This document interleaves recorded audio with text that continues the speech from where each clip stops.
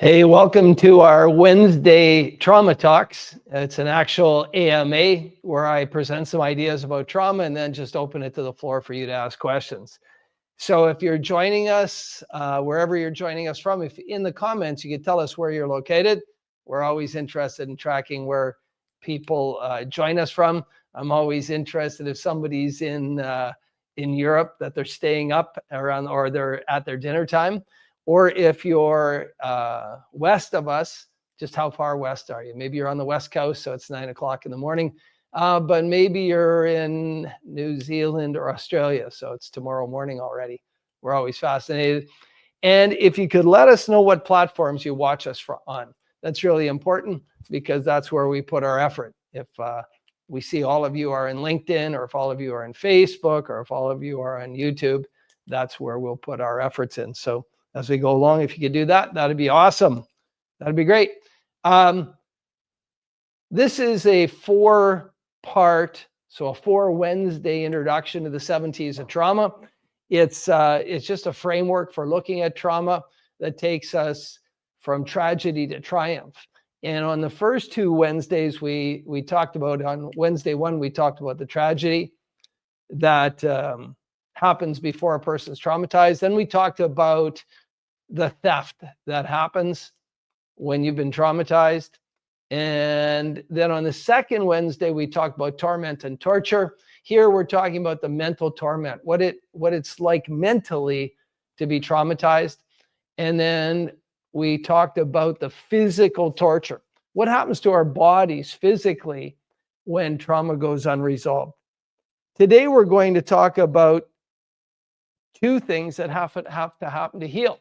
You have to be tenacious and you have to enter the right treatment program. So before I start there, I'll just do a quick recap. Tragedies happen one of 3 ways. Something happens to you, you do something to someone else, or you're witness to something happening to somebody else that you're helpless to intervene. And that's really interesting because that's the most traumatizing. So when you witness something really, really bad happening to another human being that you're helpless to intervene, that's the most traumatizing thing. And then trauma comes in 2 shapes or 2 sizes, small t trauma and big T trauma. Now, small t trauma, if you listen to 2 experts who I really, really appreciate their commentary, Bessel van der Kolk and Gabor Mate, small t trauma happens before we're 7 years old. It's the really, really negative emotional events that happen to us before we're 7 that can be traumatizing to us. And Bessel van der Kolk even goes farther. He says that most small t trauma happens before we're 2 years old. He says it happens when we're pre-verbal. And that's really interesting. There are very neuroscientific reasons why those small t traumas happen before 7. If you're interested in that sort of stuff, I have a lot of commentary on that on the YouTube channel. Then, so when you've had this tragedy happen to you and it goes unresolved, so it goes unnormalized, then the next thing that trauma does is it steals from you. Trauma is a thief. And what it steals from you, first and foremost, it does as a byproduct of your flight, fight, or freeze mechanism being engaged. And so what it steals from you is your ability to sleep, because when you're in flight, fight, or freeze, we call that the gas pedal of the nervous system. It produces a cascade of chemicals that allows you to go fast and strong, to be able to fight, to be able to flight, or to be able to freeze. And those chemicals don't lead to sleep. In fact, they lead to the opposite. The other side of your nervous system is called the brake pedal, and that's your rest and digest. So when you're in flight, fight, or freeze, you're in an accelerative mode, you're not going to sleep. You're not going to fall asleep very well. And then we have sleep patterns, and you get woken up every 90 to 120 minutes when you've been traumatized for those same reasons. All right. Now, when that goes on for a long time, and to be diagnosed with PTSD, you have to wait 30 days. So imagine you can't sleep for 30 days. By the end of the 30 days, you're pretty messed up. And you might get a diagnosis of PTSD. Now, PTSD is one of 10 or 12 or 13 different diagnoses, different disorders that can happen when trauma goes unresolved. All right. And so in that period, if you don't sleep for 30 days, you'll be mentally tormented. You know, the definition of sleep deprivation is less than 5 hours sleep. And when you're in sleep deprivation, you're mentally tormented. Right. Now, if you continue and your trauma is unresolved, you can be physically tortured. And Gabor Mate is really clear here. He says the root cause of all physical and mental dis-ease is unresolved trauma. He's very clear on this. And he even goes further than that. He says that all chronic illnesses are a result of unresolved trauma. So torture can come in the form of chronic pain, chronic fatigue, fibromyalgia, IBS, just name something chronic. So that's the torture. So imagine that you've had a tragedy happen to you, trauma, the thief has come into your life and stolen your sleep. And then you're mentally tormented. You can't focus. You're hyper aware. You're hyper vigilant. You're reactive. You may have agoraphobia, meaning you don't want to go out in public. And then your body starts giving up. You can't work. You can't move. You can't do anything.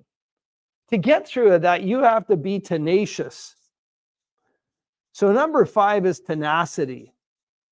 A person who's going to get through being traumatized and find a solution and actually reclaim their life has to be tenacious, has to have tenacity.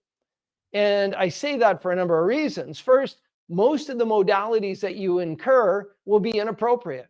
Most people who feel they've been traumatized go to their family doctor. And no disrespect to family doctors, they do amazing work, but they're not qualified to diagnose trauma. They're going to diagnose the symptoms of trauma, and then they're going to reach into their toolbox and they're going to give a solution to the symptoms of trauma, but they're not healing the trauma. So a traumatized person, as I said, they have their sleep stolen. So the doctor is going to give them a sleep med. There's not a single piece of research anywhere in the universe that I have seen or heard, or I've heard other people talk about, that says sleep medications heal trauma. And there are no pieces of literature that say that sleep medications enhance the quality of deep sleep, REM sleep, the sleep you need to heal from trauma. So then you have to be tenacious. You have to be very, very tenacious. And then you have to be tenacious. You have to get to a clinician who actually can do the work, who actually has a tool or technique or some track record for healing trauma. And the people I've encountered, the people I've worked with, the people I've met in seminars and workshops across North America, and in fact into New Zealand and Australia and Thailand and Europe, have all been through multiple therapies without healing.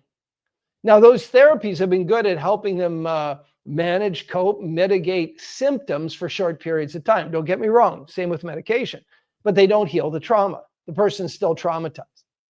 And so you have to be tenacious. You're going to go to your family doctor who you respect as an expert. They're going to give you meds.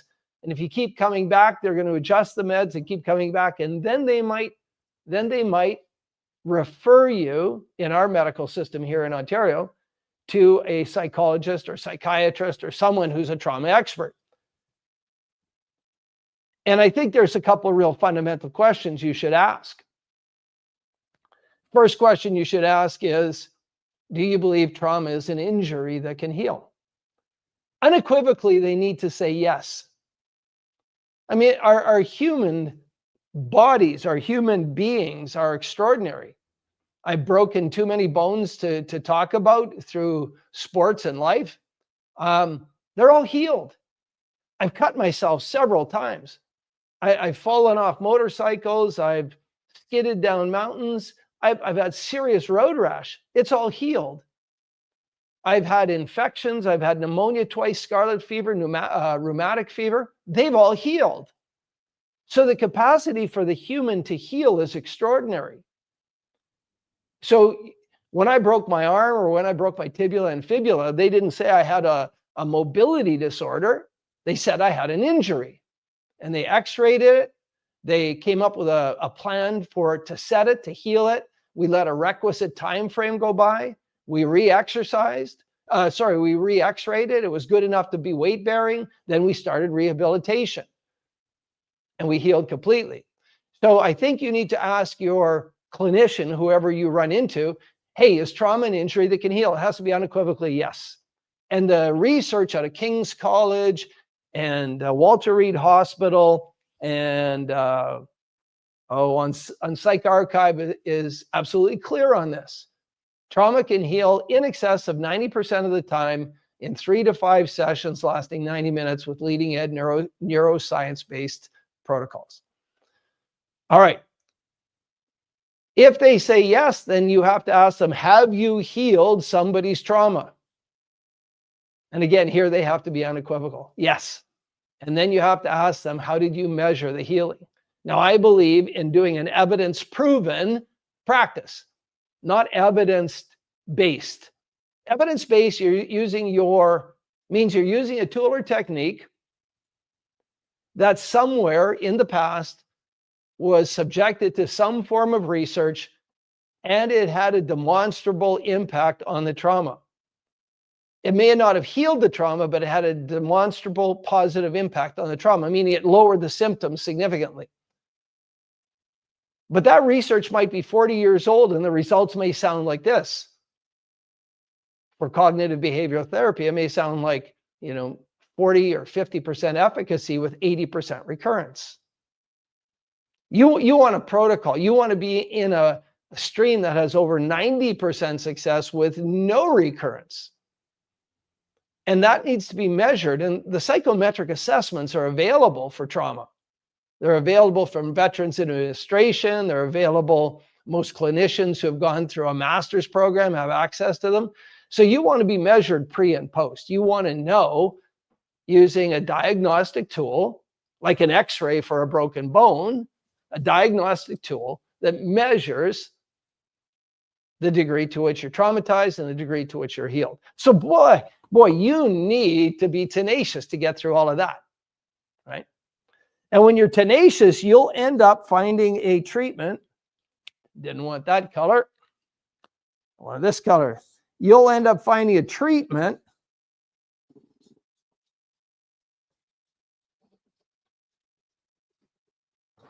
that has high efficacy. High efficacy is in excess of 90%. And the most recent research and the emerging trends in trauma interventions have that success rate without medicine, without hallucinogenics, without deep brain stimulation, which is just crazy to try and address trauma by inserting something in your brain with doctors in a hospital. It's insanity with a lot of negative side effects. The ability to find a treatment that is neuroscience-based, that has high efficacy, greater than 90% success rate, and no recurrence is possible. It's absolutely possible. And those modalities are going to use a piece of neuroscience called visual spatial tasking of the short-term working memory. And now this has been my passion for 11 years. I've always wondered why do the things that work? I've read widely around them. I've watched other clinicians work who have high efficacy. I've watched other people who teach and use reasonable efficacy modalities like 50 or 60%. Why do they work when they work? They always have that key component of visual spatial tasking of the short-term working memory. And so I would ask the clinician then what tools or techniques to use. If they're using cognitive behavioral therapy, talk therapy, it is a very low success rate with high recurrence.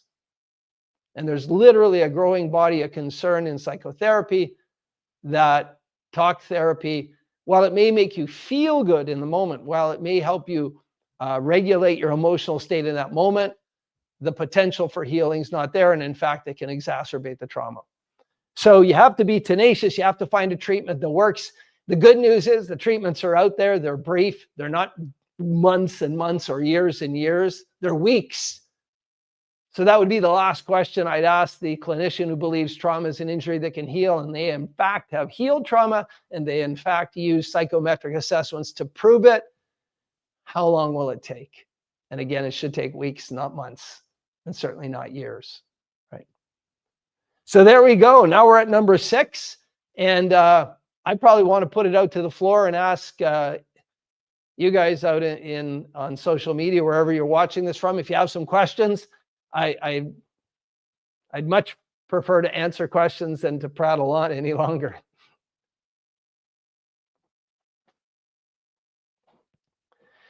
That's a great question. That's a great question. Are there specific treatment methods that strengthen resilience and tenacity over time? I'm trying to remember the name, part of the brain. Mid-anterior cingulate, I think it is.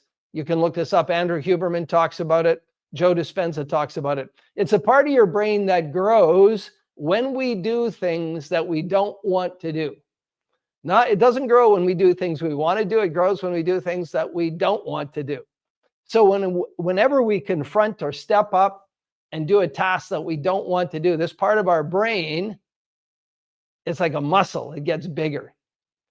And the more you do it, then the more resilience you have to bad things, and the more tenacious you become, because you'll do the things you don't want to do, right? Whatever the thing is that comes up that you don't want to do, the thing you don't want to face, you'll step up and do it. And there's a law in neuroscience called Hebb's law or Hebb's rule that colloquially means that neurons that fire together wire together, meaning that if you do a task, if you have to do something you don't want to do and say, yeah, this is a challenge I can overcome, I'm going to feel good about this. I love doing things I don't want to do because it proves I'm tenacious. That wiring and firing of that emotional state, the more times you do it, those neurons wire and fire together, and they're more available to you. So this is really important in healing trauma, because people who are traumatized get triggered into really emotional states, negative emotional states. So there's the stimulus, the trigger. Maybe they were in a car accident where a blue Ford Explorer hit them. Every time they see a blue Ford Explorer, they go into these deep, dark states. The pathway between the trigger, seeing the Ford Explorer, and the emotional state, this neurological pathway, because we understand Hebb's rule, every time they fire that pathway, it gets stronger. So imagine a traumatized person who thinks about their trauma all day long for weeks or months or years. They've gone from stimulus to negative response over and over again, and this pathway is like a super freeway. And their ability to access positive emotional states just isn't there. There's no pathway. So anytime we can overcome adversity, we can move forward, we can take on tasks we didn't want to do and challenge them and succeed, we're wiring and firing the pathway to resilience, and that becomes wired and fired together. Long answer to a great question.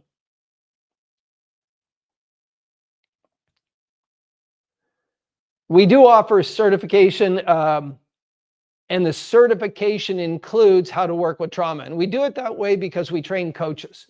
We train coaches in the application of NLP and neuroscience in healing. And as a component of that, because we know that from research, 68% of Canadians will exhibit PTSD symptoms sometime in their life. So 4 out of 5 Canadians. And we know that 1 out of 3 women have been sexually traumatized in North America, and 1 out of 5 men. So if a person comes to you and they're not doing what they want to do in their life, we call that a stuck state. So if a person's stuck, if you're going to coach them, sooner or later, you're going to have to help them overcome their trauma. So we include our trauma work in our coaching certification program, 100%. And we're starting our next course on September 13th. And if you're interested in that, I think there's a link in the comments below that'll give you a link, and you can book I believe it's a 25-minute certification consultation. It's free, and just talk about what's there. We also have a web page with everything that's available in the course. There you go. It's up in the comments right now. Yeah. Any other comments out there from Radioland? Now we're good. We'll just wait another minute. and see who shows up, or if anybody else has any questions. And again, we're going to do this every Wednesday at noon Eastern Daylight Time until I retire 5 years from now. So we're going to be here every Wednesday, and we're going to be talking about trauma. So if you know somebody who has a trauma issue, please have them come here. I'll always try and make it informative. I'll answer any questions people have. You can learn more at inspyrd.com. We also have a free ebook on trauma, and there is a link below for the, there it is in the Healing Trauma, inspyrd.com/trauma-ebook. And so in the links below, there's also a link to a free trauma consultation. So if you or somebody you know, you believe are traumatized, hit the link below. The consultation's complimentary, and I'd love to talk to you. If there are no other questions, I think we'll call it a day. We'll call it a wrap, and I'll be here next Wednesday again.